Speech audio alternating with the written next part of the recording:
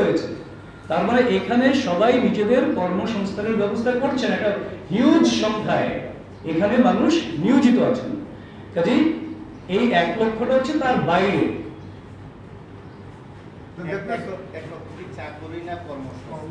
কর্মসংস্থান, আমরা টোটাল কর্মসংস্থান, চাকুরিও কর্মসংস্থানেরই একটা পার্ট মাত্র।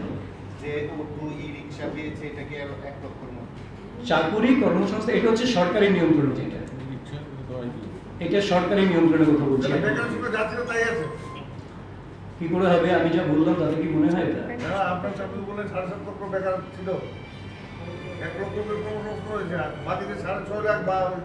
আমি আপনাকে বললাম যে অলরেডি 2,500-এর উপর শিল্প প্রতিষ্ঠান ত্রিপুরাতে ক্ষুদ্র মাঝারি স্থাপিত হয়েছে, স্ব-উদ্যোগী হয়েছে অনেকে, তা ওদের কর্মসংস্থান অটোমেটিক্যালি হচ্ছে। দ্যাট ডাটাবেস এটা আমাদের কাছে ক্লিয়ার এখন পর্যন্ত কমপ্লিট নেই, কিন্তু 1 লক্ষ হচ্ছে সরকারি নিয়ন্ত্রণে যেটা। ঠিক আছে, হ্যাঁ বলুন। 3 বছরের রেগুলার চাকরি কত জন হয়েছে আপনাদের কাছে কি পরিসংখ্যানটা আছে? এটা এই মুহূর্তে নেই, এটা দেয়া যাবে নেক্সট উইকে। মুখ্যমন্ত্রী কিছুদিন আগে বটওয়ালের মন্ডলের একটা অফিস উদ্বোধন দিয়ে বলেছিলেন অ্যারাউন্ড 17 না 14, ফিগারটা ঠিক খেয়াল নেই, 14 বা 17 এরকম। হ্যাঁ, আপনাদের কাছে তো থাকার কথা, মানে এই ফিগারটা থাকে হ্যাঁ না, ঠিক আছে, আপনারও একটা মানে এটা অ্যারাউন্ড 17 অর 14 এটা কনফিউশন আপনার মধ্যে একটা রয়েছে। কন্ট্রাকচুয়াল মিলিয়ে উনি বলছেন যে 50,000 এর উপরে চাকরি হয়েছে, এই ডাটাটা যদি সংশ্লিষ্ট। হ্যাঁ, আমি সেটা এই যে বললাম 1 লক্ষ, সেটা আপনি কন্ট্রাকচুয়াল বলুন, রেগুলার বলুন, টেট দিয়ে যারা পাচ্ছে তাদের বলুন, কিংবা এই যে মানে যেটা করা হয়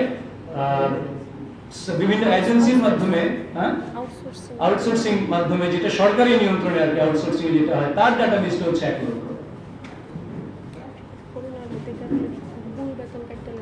আপনাদের যে বলেছেন যে সামাজিক ভাতা, তার মধ্যে বৃদ্ধা ভাতাটা কি বন্ধ হয়ে গেছে না চলছে? কোনো ভাতা বন্ধ হয়নি। এমন তো অনেক জায়গায় আছে যারা বৃদ্ধরা এখনো ভাতা পাচ্ছে না, অ্যাকাউন্টে টাকা ঢুকছে না। 2 নম্বর প্রশ্ন হচ্ছে আপনাদের টোটাল জলধারাতে মিশন, এটা কি আপনি কনফিডেন্টলি বলতে পারবেন যে সম্পূর্ণ কমপ্লিট হয়ে গেছে 2022 সালের মধ্যে হয়ে যাবে? হয়ে গেছে। অটল জলধারা মিশন কমপ্লিট হবে 22-এর মধ্যে, সেটা সুনিশ্চিত। একটা ফ্যামিলিও থাকবে না যেখানে জলের কানেকশন নেই, জল পৌঁছায়নি। জলের কানেকশন থাকে, জল আছে না, এরকম অনেক জায়গা আছে। কানেকশন কি, জল ছাড়া কানেকশন কি হবে? আছে, কানেকশন আছে, জল নেই। কানেকশন আছে, জল নেই, তো জল পৌঁছে যাবে।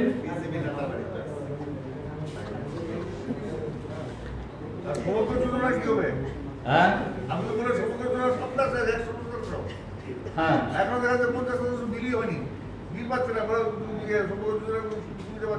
আমার বিষয় ডাটাটা হচ্ছে কানেকশন নিয়ে।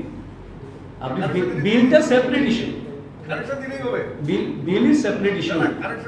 যারা বিল পাচ্ছে না তারা বলছে আপনি জ্বালাবেন না, আপনি গিয়ে বলছে ধরবেন না, এটা টাকা আমাদের টাকা পরিষ্কার করা হবে না, তারপর ধরবেন। মাননীয় সাংবাদিক বন্ধু, আপনি যেটা প্রশ্ন তুলেছেন, আমি আপনাকে ধন্যবাদ জানাই এই কারণে, কারণ সরকারের প্রতিবিম্ব হচ্ছে এই গণতন্ত্রের 4র্থ স্তম্ভ সাংবাদিক। আমরা বলেছি যে 100% সৌভাগ্য যোজনার বিদ্যুতের কানেকশন। আমি আপনাদের কাছে অনুরোধ রাখবো এবং আমি আদরণীয় দুলালের কাছেও মানে আবেদন রাখবো, আগরতলা থেকে বেশি দূর নয়, চাম্পামুড়া গ্রাম, আগরতলা থেকে নেওয়া 15 কিলোমিটার হল। আপনি খোঁজ নিয়ে দেখবেন যে 25 বছরে সেখানে বিদ্যুৎ পৌঁছায়নি। আমরা সেই জায়গায় এই সৌভাগ্য যোজনায় আমরা বিদ্যুতের কানেকশন আমাদের সরকার আসার পর দিয়েছে। এখন কন্ট্রাক্টর বিল পায়নি বা অমুক বিল পায়নি, সেটা আপনি যেহেতু সরকারের দৃষ্টি আকর্ষণ করেছেন, আমাদের যেহেতু গোচরে এনেছেন, আমরা নিশ্চয়ই সে ব্যাপারে খোঁজ খবর নেব এবং সংশ্লিষ্ট যে দপ্তর রয়েছে সেখানে আমরা সেই আপনার অভিযোগটা আমরা নিশ্চয়ই দেব। কিন্তু আমার কাজ হয়েছে কিনা, যদি কোনো জায়গায় ত্রুটি থাকে নিশ্চয়ই সাংবাদিক বন্ধুরা এই সরকারের প্রতিবিম্ব হিসাবে কাজ করে তার অভিযোগ আমাদের কাছে রাখতে পারে। আর যেটা আপনি বলেছেন যে কর্মসংস্থান, যে বারবারই একটা প্রশ্ন আমাদের সামনে চলে আসছিল যে সরকারি চাকরি, পার্মানেন্ট চাকরি কত প্রদান করা হয়েছে, আমাদের কাছেও তথ্য আছে। কিন্তু যেহেতু আমরা এই তথ্য নিয়ে এখন আমরা এই জায়গাতে বসিনি, কাজেই সঠিকভাবে আপনাদের কাছে আমি তথ্যটা এখন তুলে দিতে পারছি না, কিন্তু পরবর্তী সময়ে আমরা দিতে পারবো। কিন্তু এইটা তো মানতে হবে, আমাদের এই সরকার আসার পর এই ত্রিপুরা রাজ্যের সরকারি কর্মচারীদের মানে সরকারি যারা চাকরি পাবে, কর্মসংস্থান হবে, চাকরি পাবে, সরকারি চাকরির ক্ষেত্রে 100% ট্রান্সপারেন্ট রিক্রুটমেন্ট পলিসি আমাদের সরকার অ্যাডপশন করেছে। বিগত দিনে আমরা দেখেছি এই রাজ্যের বুকে বেকারদের নিয়ে এই রাস্তায় মিছিল করিয়েছে, লাল ঝান্ডা হাতে নিয়ে, ইনকলাব জিন্দাবাদ, আমরা খাবো তোমরা বাদ।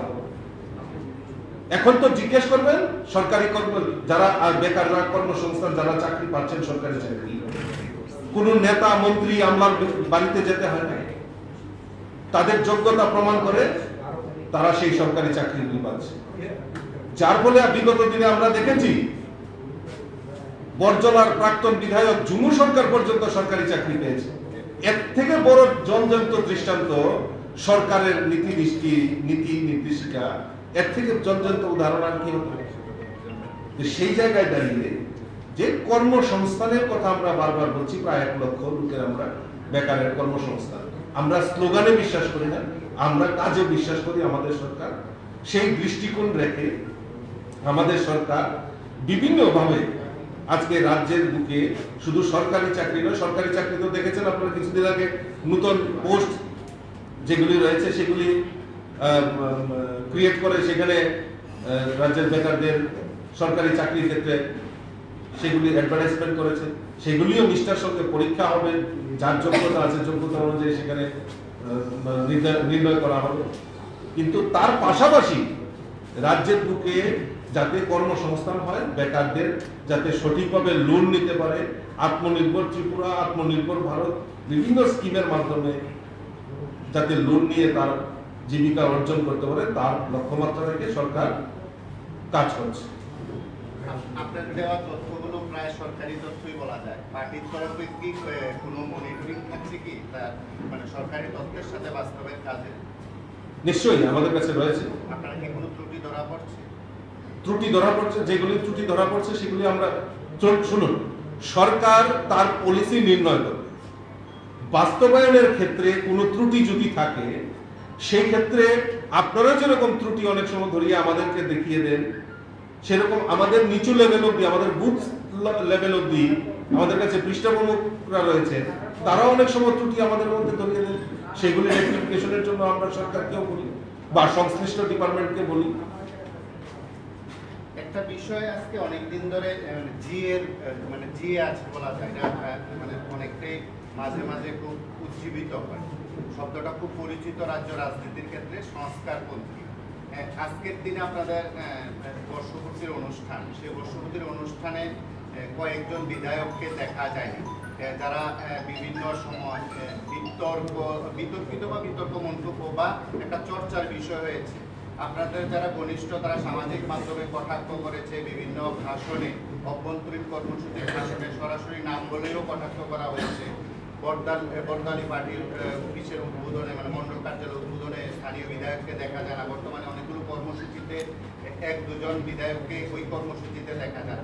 ঠিক আজকের দিনে আপনাদের এই সংস্কারপন্থী বা কয়েকজন বিধায়ককে বাদ দিয়ে পার্টির কর্মসূচি, মন্ডলের কর্মসূচি, সামনে দুটো বৃহৎ যোগ্য বলা যায় সেটা এডিসি কিংবা পুর সংস্থা নির্বাচন, ঠিক আজকের দিনে এক কথায় যদি বলা হয় এই বিষয়টা কিভাবে, মানে এটা কি আপনাদের অভ্যন্তরীণ বিষয় না বিষয়টা একেবারে এখন ছড়িয়ে পড়েছে, দিল্লি থেকে নেতারা রাজ্যে আসলে চর্চাটা আরো বেশি? দেখুন, এই ব্যাপারে আমাদের রাজ্য প্রভারী রয়েছে, রাজ্যের প্রদেশ কমিটির মাননীয় সভাপতি রয়েছে, ওনারা সঠিকভাবে বলতে পারবেন। কিন্তু যেহেতু এই প্রসঙ্গটা আপনি এনেছেন, ভারতীয় জনতা পার্টি নীতিনিষ্ঠ পার্টি, ভারতীয় জনতা পার্টিতে কোনো সংস্কারপন্থী বিসংস্কারপন্থী এরকম কোনো টিম নেই। আমাদের বড় সংসার, সংসারের মধ্যে অনেক ভাইদের মধ্যে অনেক ভুল ত্রুটি অনেক কিছু হয়, সেগুলি নিজেদের মধ্যে এই আলোচনার মাধ্যমে সমস্ত কিছু সমাধান হয়।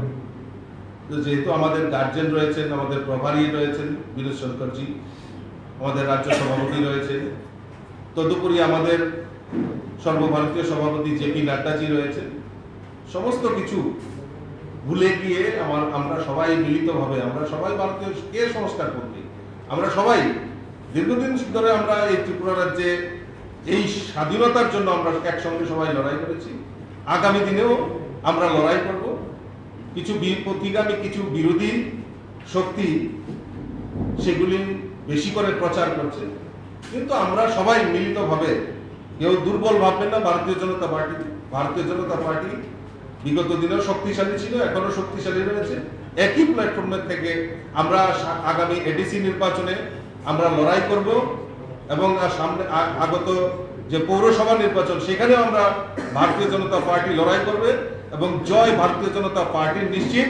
আমরা শুধু অপেক্ষা রয়েছি বাংলা এবং আসাম সহ বিভিন্ন রাজ্যে যে নির্বাচন হবে সেখানে ভারতীয় জনতা পার্টির জয় জয়কার হবে, সেই দৃষ্টিকোণ রেখে ভারতীয় জনতা পার্টি কাজ করছে। আমার একটা কোশ্চেন ছিল, আজকে যে প্রোগ্রামটা হয়েছে সেখানে দেখা গেছে জনজাতি যে মোর্চার ওখানের এমএলএরা আসেনি, আর শোনা যাচ্ছে যে গতকালকে যে সিট শেয়ারিং এর ব্যাপারটা নিয়ে এসে মানে একটু পরিবেশটা একটু গরম আছে, এটা নিয়ে আপনি কি বলবেন? এর সাথে আমি একটু যুক্ত করি, যেটা একেবারে প্রকাশ্যে চলে আসে, বিজেপি এবং জনজাতি মোর্চার সঙ্গে চরম সংঘাত চলছে ডিসি নির্বাচন নিয়ে। সেটা মানে কল্পিত কিনা জানি না, বাস্তব জানি না, সেটা একেবারে মানে ছড়িয়ে পড়া একটি মানে কথা বলা যায়। আর বিগত যে ৩-৪ মাসে প্রভারীও এসে গেছেন এখানে ৩বার, আজকেও আছেন এখানে, কিন্তু উনি প্রথম দিন যে প্রেস কনফারেন্স করেছে তারপরে কিন্তু আর কোনোদিন মানে প্রেস কনফারেন্সও করেনি, বা ওনার যে আপনি যে বললেন যে উনি দেখছেন ম্যাটারটা, সেই সম্বন্ধে কিন্তু পার্টিগত তরফ থেকে আমাদেরকে কোনো কিছু জানানো হয়নি। আবার এর সাথে যুক্ত করে উনি তো সুদীপ রায় বর্মন বা অন্যান্যদের বাড়ি ঘরেও গেছেন, মানে এটা কি আপনাদের দলীয় শৃঙ্খলার একটা অন্যতম দিক? কারো বাড়িতে যাবেন, কারো যেমন আপনার বাড়িতে গেছেন বলে প্রমাণ, বা সুব্রতদার বাড়িতে গেছেন না, মাতিয়াদের বাড়িতে গেছেন না, বাকি 3 জনের বাড়িতে গেছেন, চান্দি যাবেন, সবার বাড়িতে যাবেন। আমি বলি 3 বছরের পার্টি এই বিষয়টিকে কিভাবে মূল্যায়ন করছে? তারা কারা? তারা কি ভারতীয় জনতা পার্টির বিধায়ক না? আমরা জানি না। প্রভারী নিশ্চয়ই যেতে পারে। আপনাদের দলের লোকজনে ফেসবুকে লিখে দেয় ওরা কংগ্রেসের সিপিএম এর দল। ওরা মানে আপনাদের পার্টির এমএলএ হলেও বা মিনিস্টার হলেও ওদেরকে কেন আমরা মিটিং বা কোনো একটা প্রোগ্রামে আপনাদের সাথে একসাথে দেখা যাচ্ছে? অতি সত্তরই দেখা যাবে, সামনে ডিসি নির্বাচন, পৌর নির্বাচন, সেখানে সবাই একসঙ্গে থাকবো আমরা। মান অভিমান থাকতে পারে, সংসার বড় হলে মান অভিমান হয়, সেগুলি আমরা নিজেদের মধ্যে ঠিক করে ফেলবো। আর প্রভারী প্রত্যেকের বাড়িতেই যাবে, প্রত্যেকের বাড়িতেই যাবে। আর প্রভারী যেটা বললেন যে মানে প্রেস মিট করেননি, উনি এই নিয়ে 4 বার এসছেন। গত কিছুদিন আগে ওনার সফর ছিল, অফিস বেয়ারার, কোর কমিটি, জেলা কমিটি, মোর্চা কমিটি সবার সঙ্গে উনি আলাপ আলোচনা করেছেন, সবার সঙ্গে উনি মিটিং করেছেন এবং আগামী এডিসি নির্বাচনের রণকৌশল উনি তৈরি করেছেন। এবং এই মানে আজকেও উনি এসছেন এই 3 বছর পূর্তি উপলক্ষে। এবং আমি প্রথমেই বলেছি যে আমরা সবাই মিলিতভাবে আগামী এডিসি নির্বাচনে আমরা লড়াই করব। মান অভিমান থাকতেই পারে, হতেই পারে, তো সেটা আমরা নিজেদের মধ্যে ঠিক করে আগামী দিন লড়াইয়ের জন্য আমরা প্রস্তুত। দাদা আমার একটা আমার প্রশ্ন। একটা কোশ্চেনের অ্যানসার এখনো বাকি আছে, যে আজকে জনজাতি মোর্চার যে এমএলএরা যায়নি, সেটা কি মানে সিট শেয়ারিং নিয়ে সেটা মানব বিমানের কোনো ব্যস্ত ছিলেন, এডিসির জন্য মিটিং ছিল, এডিসির জন্য বৈঠক ছিল আজকে। আমাদের আলাপ আলোচনা চলছে, আমাদের মাননীয় উপমুখ্যমন্ত্রী, সাংসদ, প্রভারী, রাজ্য সভাপতি সবার সঙ্গে আলোচনা চলছে।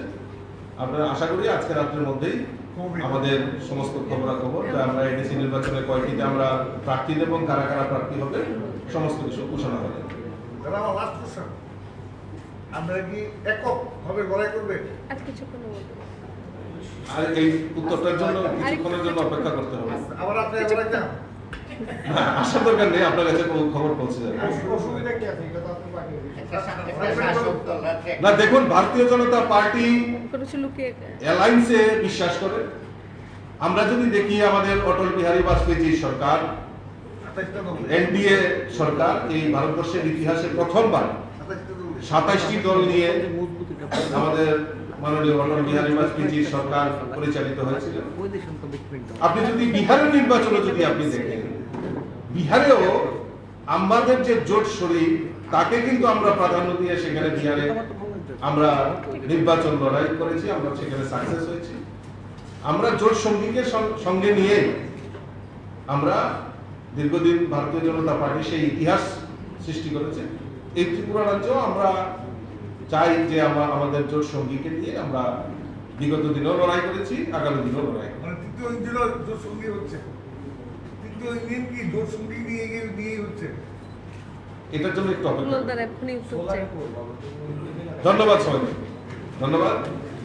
আচ্ছা, এই ভোজনের ব্যবস্থা আছে একটু ওপরে করে দেন।